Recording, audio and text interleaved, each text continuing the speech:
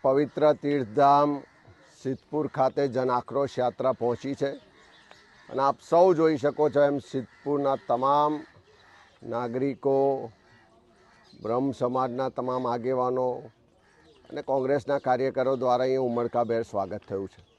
સાથે સાથે પવિત્ર સરસ્વતી નદી, જે કુમારિકા નદી તરીકે ઓળખાય, અને આ જે માધુ પાવડિયા ઘાટ હતો કે જ્યાં દર કારતક મહિનામાં લાખોની કરોડો લોકો માતૃ તર્પણ માટે અહીંયા આવે છે અને ખૂબ આસ્થા શ્રદ્ધા સાથે અહીંયા વિધિ વિધાન કરાવી અને પોતાના માતૃઓના તર્પણ માટે પ્રાર્થના કરે છે.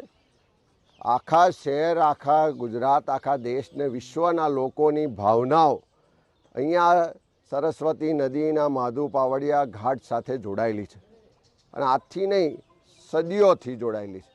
ત્યારે જ કેટલાક રાજકીય લોકો પોતાના વાહવાહી કરાવવા માટે, વહાલા દેખાવા માટે, અને આ જે સત્તામાં બેઠેલા લોકો છે એ જૂની સંસ્કૃતિ, જૂનો ઇતિહાસ ભૂસીને પોતાના નામે ભવિષ્યમાં ઇતિહાસ બને એવા સપના જોવે છે.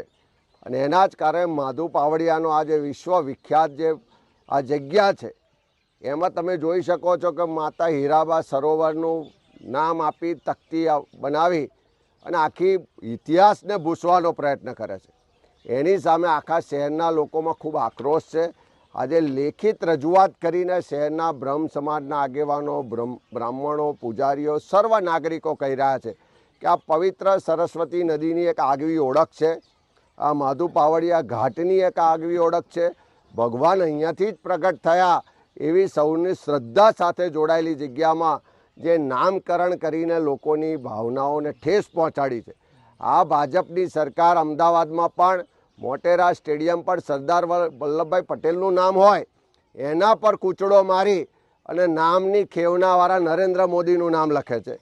અહીંયા આગળ આખા વિશ્વના હિન્દુ સમાજની જે ભાવના જોડાયેલી છે, આસ્થા જોડાયેલી છે, જે સંસ્કૃતિ અને ઇતિહાસ છે, એવા માધુ પાવડિયા આ ઘાટના નામ પર કૂચડો મારી અને માતા હીરાબાનું નામ લખવામાં આવે છે. એટલે પોતાના નામની ઘેલછામાં લોકોની શ્રદ્ધા, લોકોની આસ્થા, ઇતિહાસ બદલવા નીકળેલા લોકોને, ભાજપની સરકારને અમે કહેવા માગીએ છીએ કે ધીમે ધીમે આ લોકોની રજૂઆત આક્રોશમાં પરિવર્તિત થઈ રહી છે. એક સમય એવો પણ આવશે કે જો સરકાર આવો ઇતિહાસ બદલવાનો પ્રયત્ન કરશે, સરદાર સાહેબના નામ પર કૂચડો મારવાનો પ્રયત્ન થશે, આ ઘાટના નામ પર કૂચડો મારવાનો પ્રયત્ન થશે, તો લોકો પણ તકતીઓ ઉખેડ નાખતા વાર નહીં લાગે. સમય આવશે ત્યારે લોકો પણ તમારા નામ પર કૂચડા મારીને જે ઇતિહાસ છે, જે સંસ્કૃતિ છે, જે આસ્થા છે, ધર્મ છે, એને ફરી પ્રસ્થાપિત કરશે.